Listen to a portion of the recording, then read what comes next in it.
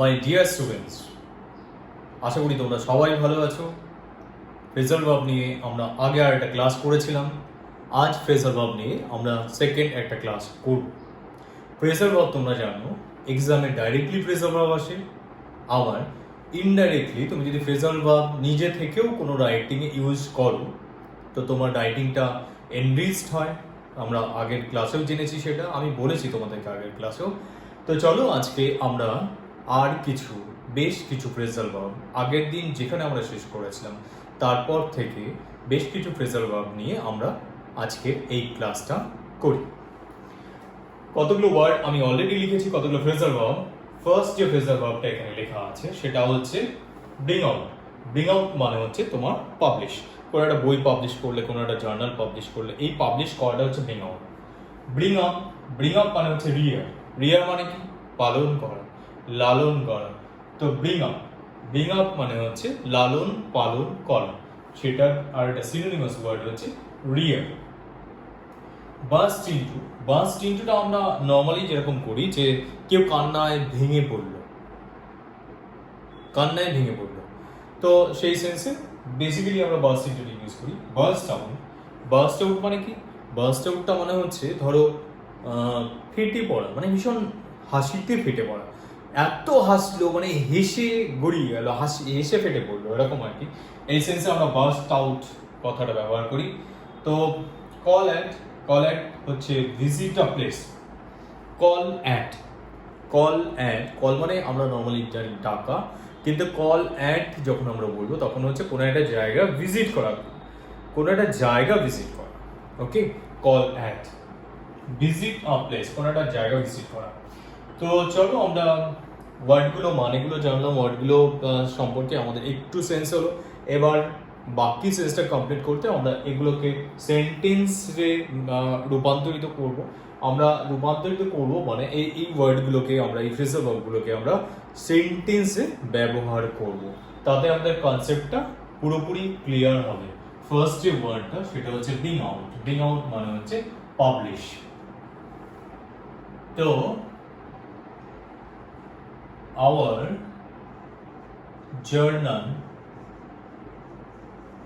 our journal will be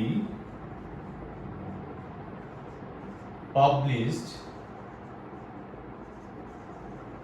next month. দেখো সেন্টেন্সটা কি লিখলাম? our journal will be published next month. আমাদের জার্নাল নেক্সট মান্থে পাবলিশ করা হবে। আচ্ছা ঠিক আছে, তারপরে এখানে এসো ব্রিং আপ মানে কি বলেছিলাম? রিয়ার মানে কি?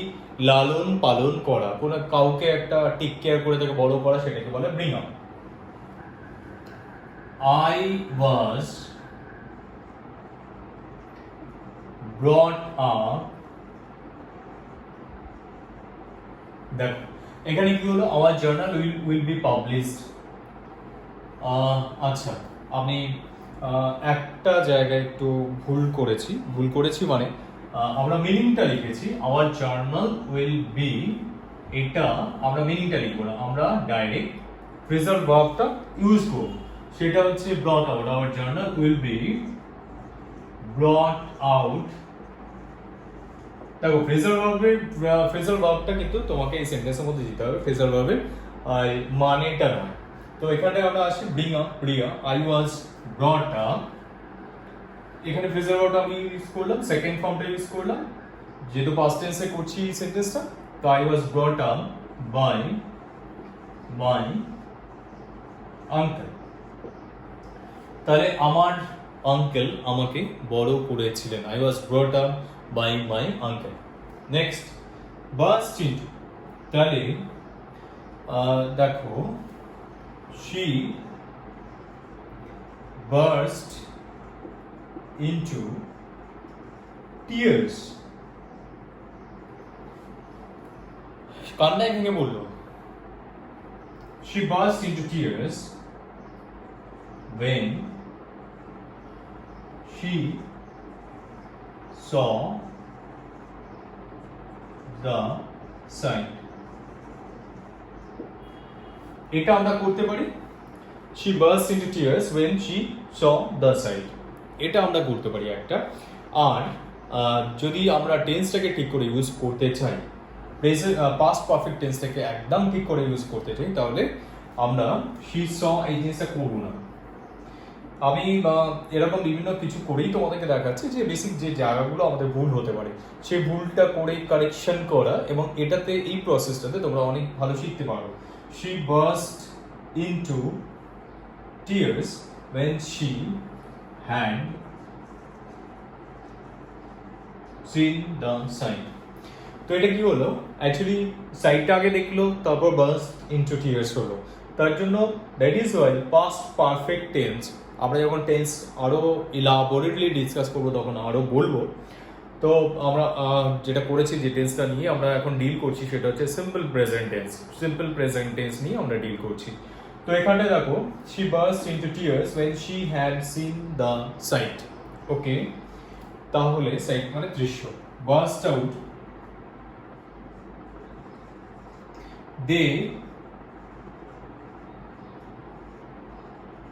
they burst out laughing.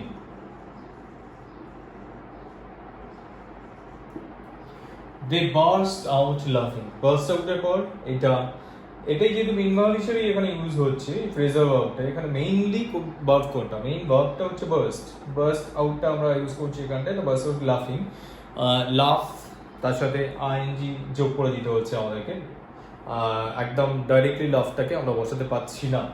তো দে বার্স্ট আউট লাফিং, তার মানে কি তারা হাসিতে ফেটে পড়লো, হাসিতে ফেটে পড়েছিল। দে বার্স্ট আউট লাফিং, তো বা হাসিতে ফেটে পড়ে। এই যে বার্স্ট এগুলো তোমরা জানো যে এগুলো first form, second form, third form একই রকম হতে থাকে, তাই না? তো কল অ্যাট হচ্ছে ভিজিট আ প্লেস। তো we called at his house, তো আমরা তার বাড়িটা ভিজিট করেছিলাম, আমরা তার বাড়িতে ভিজিট করতে গেছিলাম, তার বাড়িতে গেছিলাম, তার বাড়িতে গিয়েছিলাম।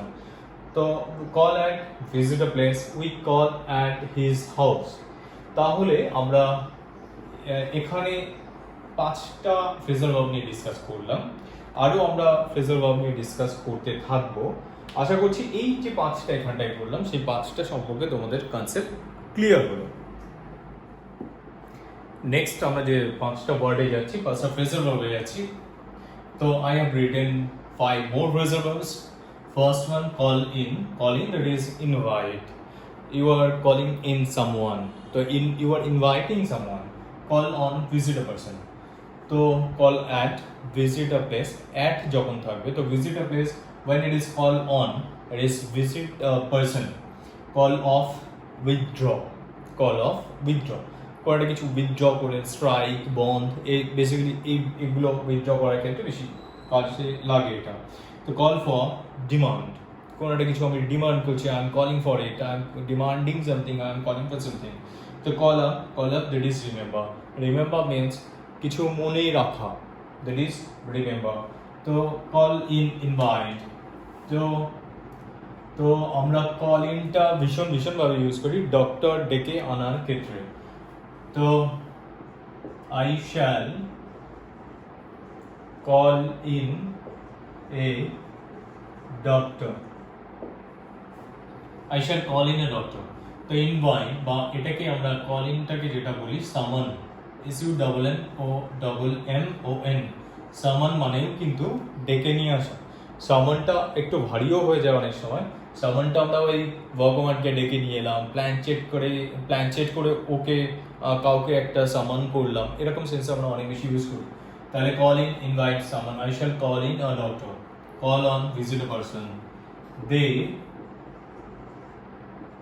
will call on a nice person, তারা একটা নাইস পারসনকে একটা ভিজিট করবে, তার কাছে যাবে। They will call on a nice person. Okay, তো number 8, call off. I have already told the meaning. I have written the meanings of these phrasal verbs also here inside the brackets. The call of withdraw. So the strike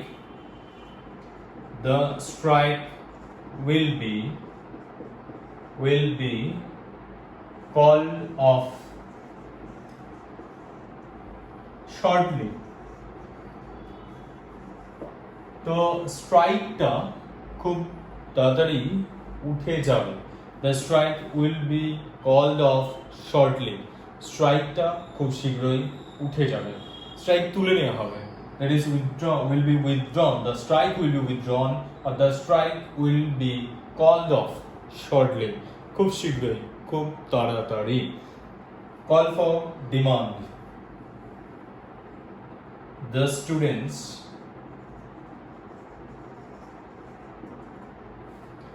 have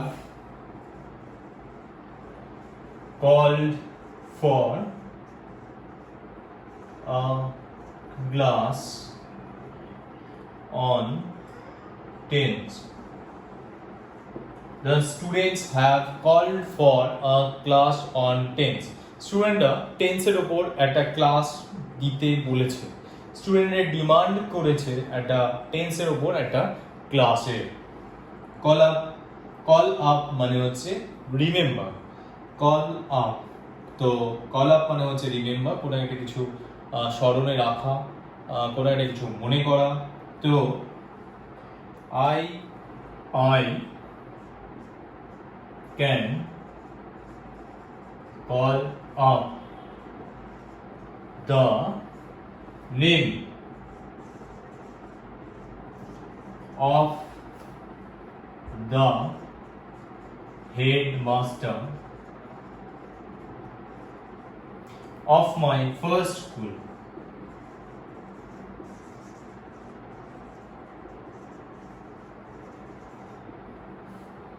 I can call up the name of the headmaster of my first school. তাহলে আমরা কি করলাম? আমরা এখানে পাঁচটা total 10টা phrasal verb আমরা এখানে শিখলাম। তো আমার মনে হয় তোমাদের এই ফ্রেজাল ভার্বগুলো নিয়ে কনসেপ্ট পুরো ক্লিয়ার হয়ে গেছে। শুধুমাত্র ফ্রেজাল ভার্ব নিয়ে কনসেপ্ট ক্লিয়ার করা শুধু মানে জানলেই হয়ে গেল সেটা নয়, সেটা হচ্ছে তোমাদেরকে প্র্যাকটিস করে যেতে হবে। তো যে কোনো কিছু শেখা, ইংলিশটা তুমি তত তাড়াতাড়ি এগোতে পারবে ইংলিশ নিয়ে যখন তুমি এটাকে নিয়ে অনেক প্র্যাকটিস করতে থাকবে। অতএব প্র্যাকটিস করতে থাকো, প্র্যাকটিস করাতে কিন্তু ফাঁকি দিও না। তো আমরা এখানে 10টা ফ্রেজাল ভার্ব শিখলাম। আগের ক্লাসেও আমরা অনেকগুলো ফ্রেজাল ভার্ব শিখেছি। তো তোমরা ওয়েট করতে থাকো, এগুলো প্র্যাকটিস করতে থাকো আর ওয়েট করতে থাকো আমাদের নেক্সট ক্লাসের জন্য। ভালো থেকো, ধন্যবাদ।